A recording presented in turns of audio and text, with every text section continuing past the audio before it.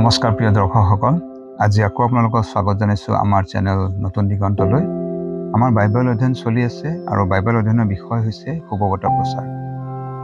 আজি যি খণ্ড লোৱা হৈছে, যি স্ক্ৰিপ্টটো লোৱা হৈছে, এইটো ৱৰ্ডছ অফ হোপ মিনিষ্ট্ৰীৰ পৰা আমি এইটো স্ক্ৰিপ্টটো লৈছোঁ আৰু আপোনালোকক আমি সহজ সৰল ভাষাৰে আপোনালোকৰ আগত দিব বিচাৰিছোঁ আৰু আমি যি আশীৰ্বাদ পাইছোঁ আপুনিও যেন পায়, এইটোৱে ঈশ্বৰৰ ওচৰত প্ৰাৰ্থনা। আজি যি খণ্ড লোৱা হৈছে মঠি 15 অধ্যায় 21 পদৰ পৰা 28 পদৰ খণ্ডটো লোৱা হৈছে।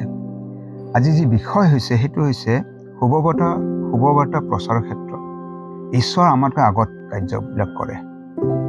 প্ৰচাৰক যোৱাৰ আগতে ঈশ্বৰৰ কাৰ্যবিলাক আগতে ঘটে, সেই কথাটো ইয়াতে আমি দেখিবলৈ পাম। ইয়াতে আমি যদি ভালকৈ চাওঁ, আমি জানিছোঁ যে প্ৰভু যীশু এনেকুৱা এটা ঠাইত যায় যি ঠাইত মানুহবিলাকে জীৱন্ত ঈশ্বৰক নাজানে, সত্য ঈশ্বৰক নাজানে। ইয়াতে কৈছে যে তুৰ আৰু চিডনৰ অঞ্চললৈ আঁতৰি প্ৰভু তেনেকুৱা ঠাইলৈ গৈছিল আৰু তাতে এটা কানানী স্ত্ৰী আছিলে, যোনে ৰিঙিয়াই প্ৰভুক কয় যে মোৰ ছোৱালীটোক বচাই দিয়া, মোৰ ওপৰত দয়া কৰা, কাৰণ তাইৰ জীয়েকৰ গাত দুষ্ট আত্মাই লম্ভিছিলে। কিন্তু প্ৰভু যীশুৰ যিটো উত্তৰ দিলে বৰ আচৰিত। কাৰ কাৰণে এনেকুৱা কথা ক'লে? ওচৰৰ মানুহবিলাকক জনাবৰ কাৰণে নে বিশ্বাসী শিষ্যবিলাকক শিকাবৰ কাৰণে কিছুমান কথাও থাকে প্ৰভু।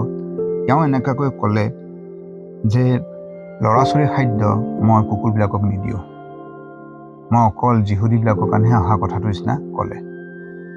আৰু তাতে আমি যদি চাওঁ, মহিলাই উত্তৰ দি ক'লে যে কুকুৰবিলাকেও মেজৰ পৰা পৰি যোৱা খাদ্য খাই পেলাই তৃপ্ত হয়। তাই এনেকুৱা কথা শুনি প্ৰভু যীশুৱে ক'লে, হে নাৰী, তোমাৰ বিশ্বাস মহৎ।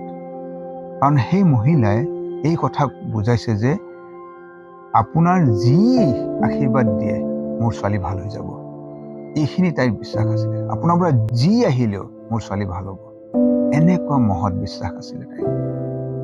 আমি ইয়াত এটা দেখা পাওঁ যে এনেকুৱা বিশ্বাসৰ যি স্ত্ৰী, এইটো ক'ৰ পৰা তেওঁ আমি গম পাওঁ যে ঈশ্বৰে তাইৰ জীৱনৰ কাৰ্য কৰি আছে।